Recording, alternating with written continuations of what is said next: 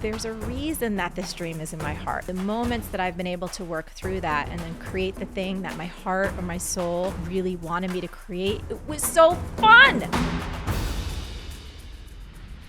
Marie Forleo is a leader. One of the top life coaches on the planet. Award-winning entrepreneur. She's an extraordinary woman. Marie Forleo. Hey, what's up? It's Marie Forleo, and welcome to another episode of the Marie Forleo podcast and Marie TV, the place to be to create a business and a life you really love. And this is what we like to call Q&A Tuesday. And today's question comes from Damien. My question's about the inner critic, really. It's about that voice. I'm sure you know the one that goes, well, who are you to do that? The voice that potentially could stop you from coming out of your comfort zone, stop you from doing anything new. Yes. By the way, I have our whole Marie TV crew here right now. And I just, by a show of hands and also by saying yes, you guys, how many people identify with having the inner critic that tries to stop you from doing anything or moving forward on ideas? Say yes. So all of us, as you know, Damien, so, and myself too, you know, there's that beautiful adage that says, whatever you resist persists and grows stronger. And I've found that to be true in my life, you know, especially when it comes to the inner critic, to tell it to shush or to go away or, you know, to kind of be harsh with any part of myself, at least for me, doesn't seem to work. The second thing that I wanted to share with you that's been really helpful for me, when I get lost in that inner critic, or when it gets really loud or it feels overwhelming, I try and remember that it's almost like a compassionate alarm clock. And what that alarm clock is signaling to me is that I am stuck in my head and I have removed myself from being engaged in the present moment. And I think that for most of us, if we're idle too long, the mind takes over and it can seduce us with all kinds of fun things like, oh, maybe you should try this, or maybe you could think about going in this direction, or this might be adventuresome for you. And then all of a sudden it changes and it's like, you're too old for that. You're not talented enough. That's not going to work out. People are going to laugh at you. So the mind tends to have this seductive quality. And my partner, Josh, who I've been with for 20 years, he has a great thing that he often teaches his students. He teaches something called committed impulse. And he's like, if you listen to the mind long enough, eventually it all tells us the same thing, that we suck. If you're not fully engaged in actual producing of the work at hand, whether it's being in your garden, cooking a meal, creating that next project, writing that song, painting that painting, the energy, if it's not in your body or in the presence, goes up here, and within 3 to 4 minutes, you will get to the inner critic telling you that you suck. So recognizing that you're listening to it. I love what Eckhart Tolle teaches so beautifully and simply. You have a mind, but you are not your mind.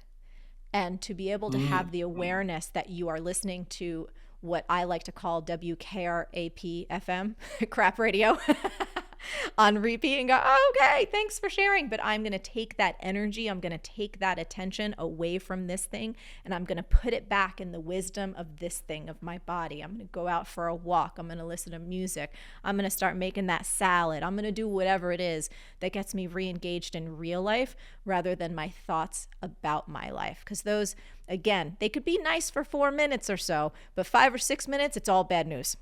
I love the thanks for sharing. Yes. I really latched onto that. I think that's terrific.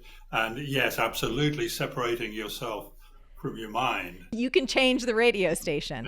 So that analogy works for me. And the other notion of just the thanks for sharing, like almost like a little jujitsu of like bringing that energy in and then being like Matrix and, you know, going like this and just kind of sideswiping it. I'm curious, Damien, just because you have such a beautiful light, you have such a beautiful soul, you're clearly a lifelong learner, you're very creative. Is there something that you're interested in creating or stepping out to do next that has been exciting for you these days? Yes. I'm busy right at the moment with a course, creating a course. And again, my critic says, "Who are you to create a course? Who are you to try and teach anyone anything?" Yeah, but I feel like doing it anyway. Yes. And I'm really interested in your copywriting course, actually, because that seems very aligned. What you talk about there about finding your authentic voice and letting that free, and yeah, If I it think there's a aligns lot for of juice you, yeah, come join us. And can you tell us, or and you don't have to, please don't feel pressured, but for anyone, because I know people are going to fall in love with you, can you give us any insight into what your course might be about, or the area or the topic that you're interested in exploring? Yeah, it is about personal development. It's what Beautiful. I've learned myself from in personal development. Going back to, wow, when did I first go to Anthony Robbins, Unleash the Power? So yes, I think I have. I've certainly got experience, Yes. and I've certainly got things I would love to share. So I love that. And I love the spirit in which you said, I should just do it, because it's, we're here, in my opinion, relatively for such a short time. And I know for myself too, there's been so many years when I've held myself back for fear of criticism, or fear of thinking that I don't have the talent, or that I don't have the smarts, or I don't have the education, or I don't have the this, that, and the other thing to be able to do something. And the moments that I've been able to work through that and then create the thing that my heart or my soul really wanted me to create, it was so fun. It was so joyous. It was so awesome. And I think for me, every time I keep that perspective where, there's a reason that this dream is in my heart. There's a reason that I really want to create this. And even if for nothing else, the joy of creation, the joy of knowing yourself as a creator who is able to take ideas and concepts and things that are unmanifest and bring them into real life, into reality for other people to interact with. That in and of itself, outside of money, outside of fame or accolades, is a miraculous experience. And I saw that little glimmer in you when you were like, I should just do it. And it's like, yes, Damien, we want you to just do it. yes, even further to carry on with what you're saying, even further, I know a guy called Nick Williams. He's an author. He's written about 20 books, but he talks about actually the pain of not sharing our gifts. And I think that's telling too. So it's, wow, there's the buzz of sharing your gifts. But if you don't share your gifts, if you stifle yourself, then that's a kind of a painful place to be in life. Absolutely. And you know who else? I think we'll put a link to it in the show notes. But if you haven't seen, we did a few, I think, episodes with a wonderful person named Stephen Pressfield. And he has a great book called The War of Art. And he's another one of my favorite authors, speaking about this notion of resistance that every human contends with, and that all of us have to do a little bit of battle with resistance every single day to sit down, and whether it's to write our book or our novel, or to write our course, or to start our nonprofit, or to create a new healthy habit, or to let go of an unhealthy one, that we all face the resistance and the pain that comes when we don't actually move through resistance. So it's kind of similar to what you were saying. Damien, thank you so very much for your courage and for your commitment to learning and sharing, and for overcoming that little bit of resistance, even to make a video and to ask so that we could have this beautiful connection today. Thank you so much. Well, thank you very much. It's been a great pleasure to talk to you. I love your energy and enthusiasm and your sparkly nature, and I get a buzz from that. So it's been lovely talking to you. I would love to know from you, what is the biggest insight or aha from this conversation? And most importantly, how can you put that insight into action starting right now? Leave a comment below and let us know. And if you loved this episode, hit that like and subscribe button. It helps us reach more people in our beautiful community. It really makes a huge difference. And of course, it ensures that you don't miss a thing. Until next time, stay on your game and keep going for your big dreams, because the world really does need that very special gift that only you have. Thank you so much for tuning in, and I'll catch you soon. We're not stopping there. I've got a lot more tips to change your life coming up right now. Here's my cue. I've recently discovered how much I love writing. It's a way to share my knowledge with other people, but as a designer, I've never had any education in writing. So often when I'm writing an article, I'll start thinking, who am I to share this knowledge? Who am I to pretend I know it all? And who am I to write this article? These thoughts can make me feel tired, take away my enthusiasm, and turn it into fear. Is there anything I can do to make these thoughts go away? Do you have tips that I can practice the next time I write an article? Thank you so much. Lots of love from the Netherlands, Aline. Great question. Whether you're a beginner or you're a more seasoned pro, I think all of us can have that thought. You know what? Who am I to write this? That's called resistance, and it's probably why Ernest Hemingway drank so much. You know what? He probably needed this Marie TV. Maybe you need this Marie TV. I see 3 things in your question, and yes, I have a tip for each. First, let's cover the insecurity that you have because you're not a trained writer. We got to know something. Neither am I. I am a writer because I write. I've never actually had any formal training. I've just been doing it for years. And when I first started, I got to tell you, I was pretty darn bad. But there was one thought that really helped me out that I want to share with you right now. Writing is just talking in text form. And most of us don't ever get talker's block, right? When we got something to say, we just say it. So that's tip number 1. I want you to think about writing as just talking in text form and write how you talk. Second thing I want to address is this destructive association that you have between writing an article and that meaning you're a know-it-all.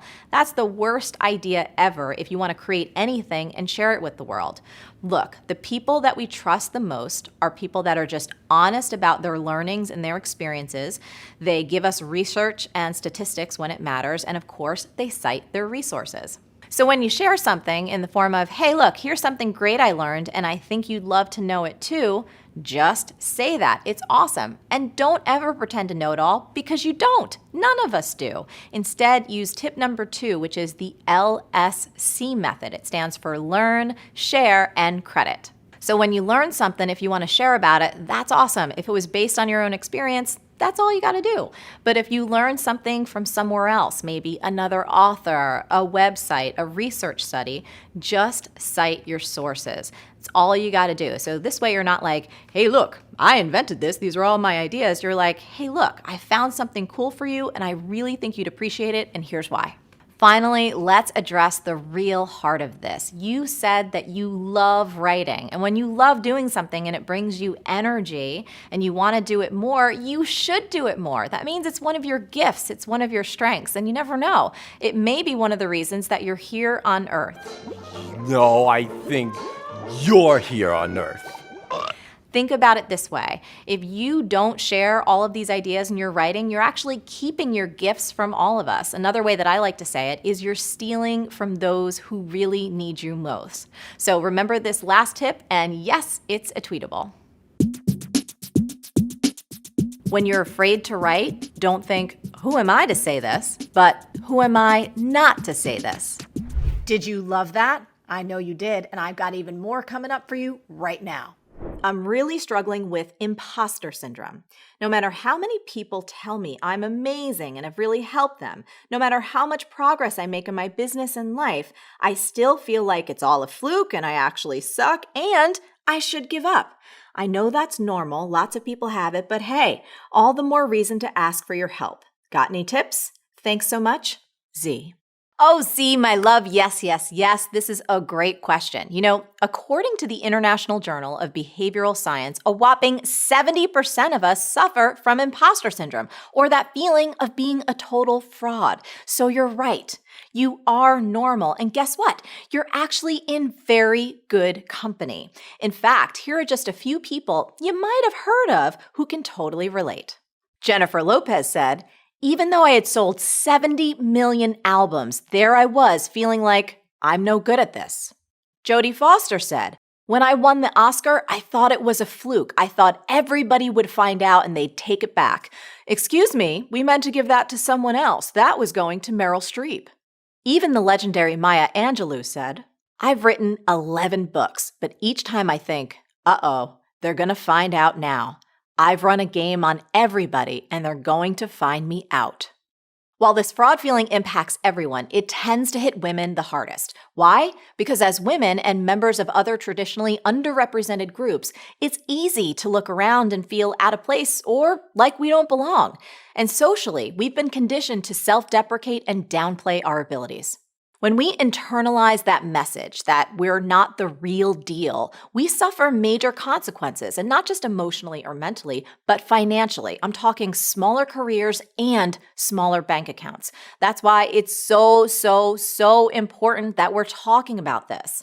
So let's dive in with 6 strategies to help you combat those negative effects of imposter syndrome. Strategy number 1 is share the shame. So most people who are high achievers feel this way, but never talk about it. It's like this dirty little secret that everyone's afraid to admit. Now, I will tell you right now, I still feel this way, and I've been doing what I'm doing for almost 2 decades.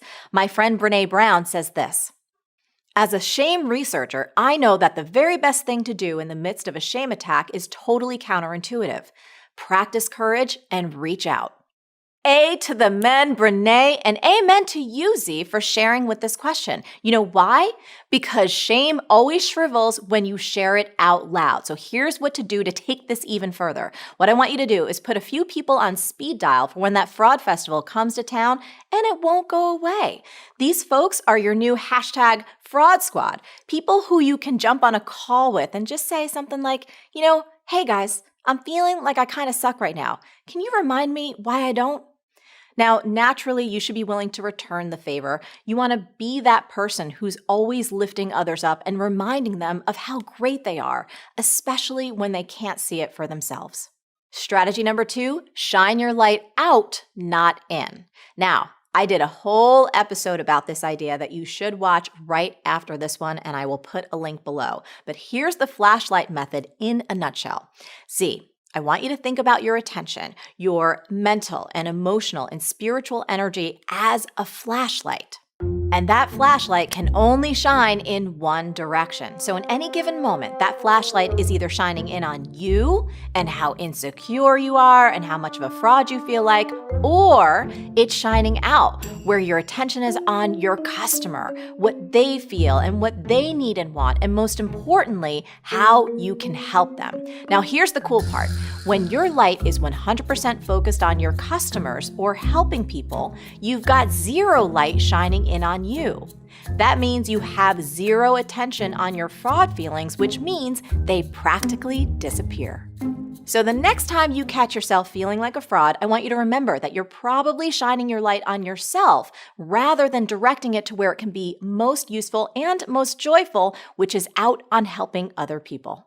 Strategy number 3 is start a hype file. Now, you may have heard of a swipe file, and I'm suggesting that you start a hype file. This is a place where you can keep a running list of compliments and thank yous and any comments from people who've shared how you've helped them. So the next time you're feeling like a fraud, all I want you to do is open up that hype file. Marie is a living miracle. If loving Marie is wrong, I don't want to be right. Marie, best show ever. I got your logo tattooed on my... You inspired me to start a business. You inspired me to start 10 businesses. And let them remind you that yes, you are the real deal. Strategy number 4, track your successes and your stumbles. So 2 facets of imposter syndrome are that 1, we don't internalize our success, and 2, we are terrified of making mistakes. That's why it's really important that you start to keep a list of both. So for example, every year I do a year in review. I write down each year's successes and my stumbles, and most important, what I've learned from them all. So this way I have this very factual list of what I've accomplished and the mistakes I made along the way. And I can see that not only did those mistakes not ruin me, but they help me get stronger and they help me get better, which makes me less afraid of making more of them in the future. We did a whole episode on this year in review process too, so that link is also below. Strategy number 5 is get a go-to mantra. So this strategy involves making up just this little phrase that you can say to yourself in those clutch moments, either when you're about to go into a big meeting or when you just need to sit down and do your work. Mindy Kaling, whom I love, suggested this as a motto: "Why the f*** not me?" And she's got the book to back it up. Now, I have to say, I've got my own version that I pull out when I need it every once in a while, too.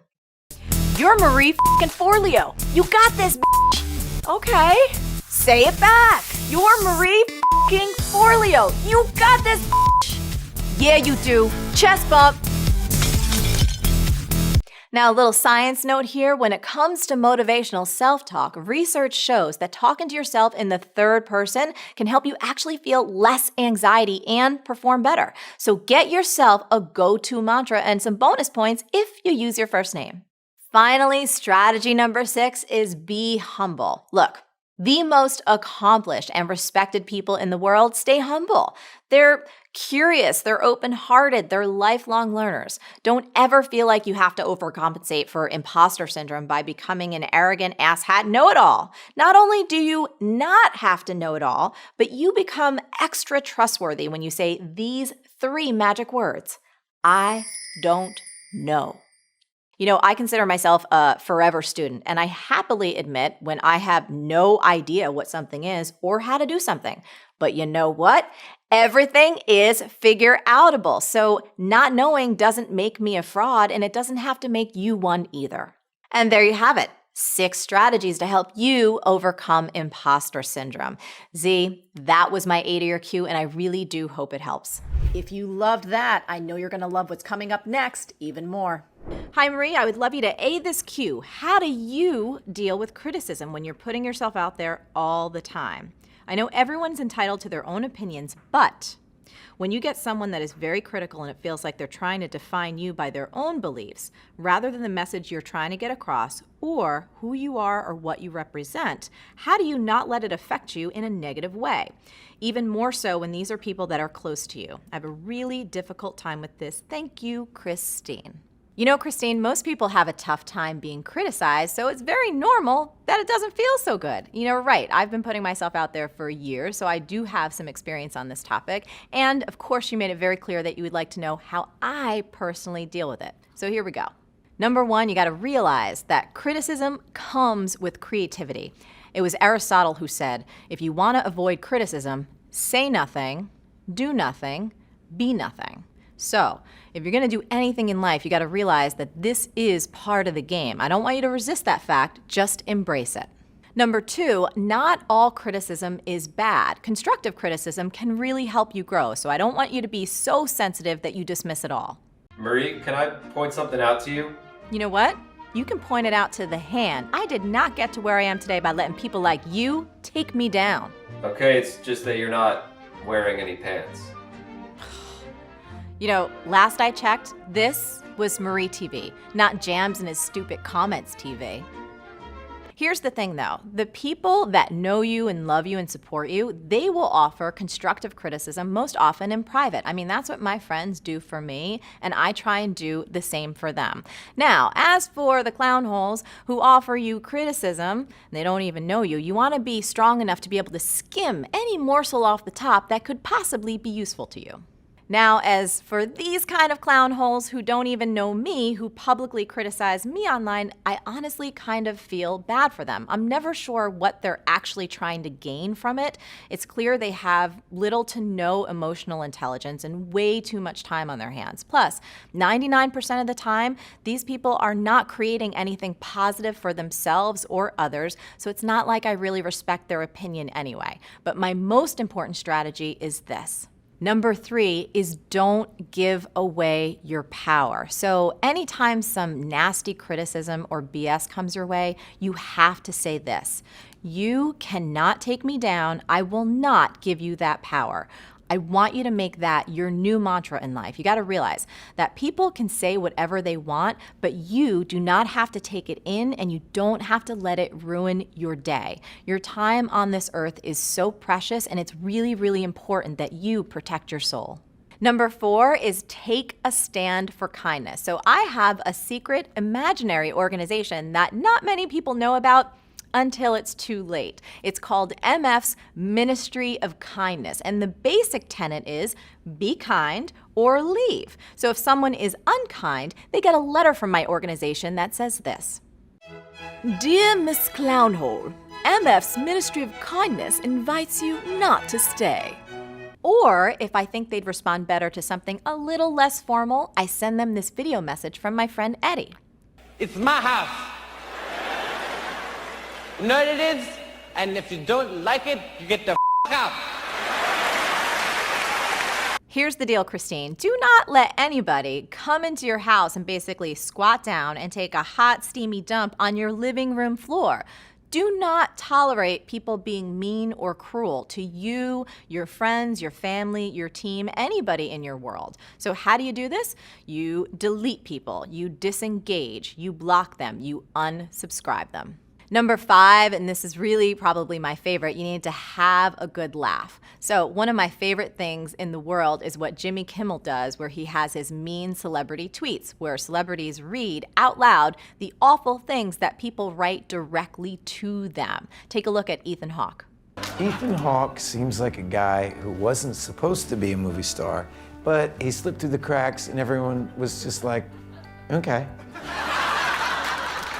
Now you can see the full video below. It is hilarious. The best thing is how all these celebs deal with it. They just read it out loud, they share it with us, they laugh about it, which is the perfect way to remove the sting. And to prove it to you, I'm gonna join in and read some criticism that people like to share with me.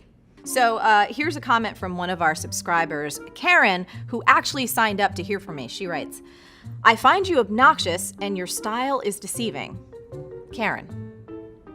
You know, she's right. Don't trust this skirt. And here's another love note. Does anyone know how much of Marie's hair is false? I'd guess that mane she tosses over her shoulders is 70% extensions. And then someone responded saying, ding, ding, ding. I'd go with around 80% actually. I've always found her gobs of fake hair very distracting. And I've been surprised to see her being praised for her great hair when it's obviously almost entirely extensions. Her natural hair, it's just the layers around her face. I've never seen it longer than past her shoulders. Her natural hair is not that thick of all. Ow, Greg.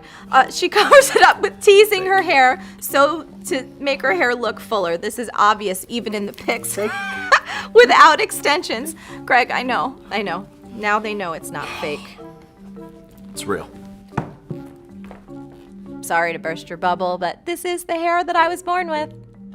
Pretty awesome, right? Now, I know when sometimes somebody says something really mean or cruel to you, it can stay in your head for a while. So if you just can't laugh it off or brush it off, I want you to remember this tweetable. If mean words keep popping up in your mind, don't let them drop down and poison your soul. If you enjoyed that, do not stop watching. I've got even more tips to change your life coming up right now. Hi Marie, I've been watching your videos because I was recently inspired to start a business doing graphic design for life coaches. But lately, I've been feeling discouraged and unworthy. Though I have some schooling in graphic design, whenever I see another person doing the same thing, it takes me down. I know you say we all have something unique to offer, but how do you get around the fear that what you offer isn't unique, especially when you're a complete newbie at it? Thanks for putting out such great and inspiring material. Thank you, Andrea. Andrea, I have heard this question from photographers and singers and writers and t-shirt makers and yoga teachers, everybody across the whole creative spectrum. And I've heard it from people at every stage of the journey, from beginners to total pros. We have all had the thought, it's all been done before, so why should I even bother? But here is the thing, Andrea. Each and every one of us is born with a unique set of gifts that we are here to express in this world while we are alive on the planet. God does not make any extra peeps, and when we hold back our gifts, we are truly stealing from those who need us most. So, here are 5 tips that will hopefully keep you from being a gift thief. And number 1, there is more than enough to go around. You gotta get that there's over 7 billion people on the planet. Now, I know they're not all life coaches, but to be honest, these days it kind of feels like they are. In fact, I think I just read a stat. There's like 4 life coaches born every minute. Go create a business and life you love. My point is, we live in a big, beautiful world, and there's more than enough to go around as long as you offer something that people actually want. Or, in the words of Louise Hay, and yes, it's a tweetable,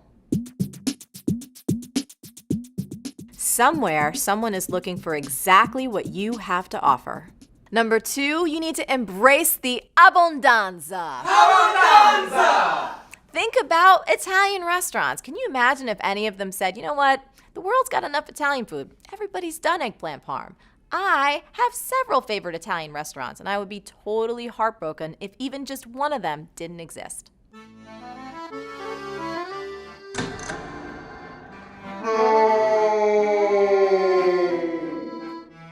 Same thing goes for singers. I mean, can you imagine if Bruno Mars said to himself, you know what, there's enough sexy guys that can sing and dance. Why even try? Are you kidding me? Then myself and the whole world would have been robbed of this.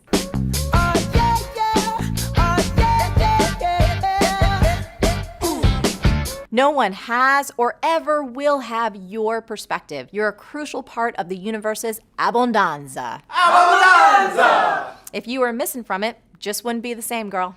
Number 3 is stop doing shots of Comparschlager. You know, in college, I had some nasty nights from this stuff called Goldschlager. You ever heard of it? It is disgusting, and you are drinking Comparschlager, which is even worse, and it leaves you with the nastiest comparison hangovers. Look, you are watching Marie TV right now, but if I started doing shots of this stuff, you wouldn't be. Why? Because I would have never gotten to episode 2. Do you know how many other online shows there are that give business and life advice? If I went down that comparison rabbit hole, I would have never got out. So my point is, you need to put down the bottle, girl. Number 4 is be the acorn. So big, beautiful oak trees start off from a tiny acorn. And everything beautiful and magnificent in this world usually starts tiny, tiny, tiny. Just because you're not the most experienced or the best pro right now doesn't mean you won't be. And all the people that you're looking at that have more experience than you did not start off that way. You gotta know this. Every single pro starts off as an amateur. So right now, you just gotta focus on being the acorn. And if you really wanna make this happen, this next step is the most important. Number 5, you've got to train yourself to choose love over fear. So here's the deal. In any given moment, all of us have a choice of our thoughts and our words and our actions. We can either align ourselves with fear or align ourselves with love. Now, when we're aligned with fear, we all feel like ass, right? We feel alone, we feel separate, and we feel completely unworthy. We waste a lot of time, we don't get things done, and most of all, we waste this precious gift we have called life. Now, on the other hand, when we align ourselves with love, everything changes instantly. We feel awesome, we feel connected to ourselves and to others, and we recognize, you know what?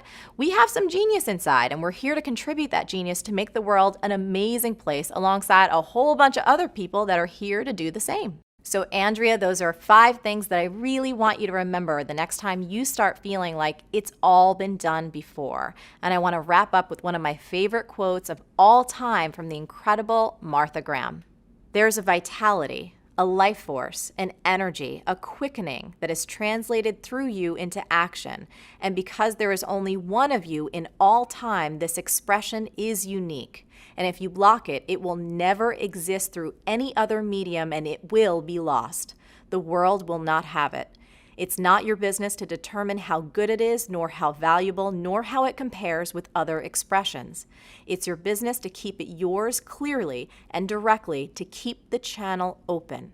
You do not even have to believe in yourself or your work. You have to keep yourself open and aware to the urges that motivate you. Keep the channel open.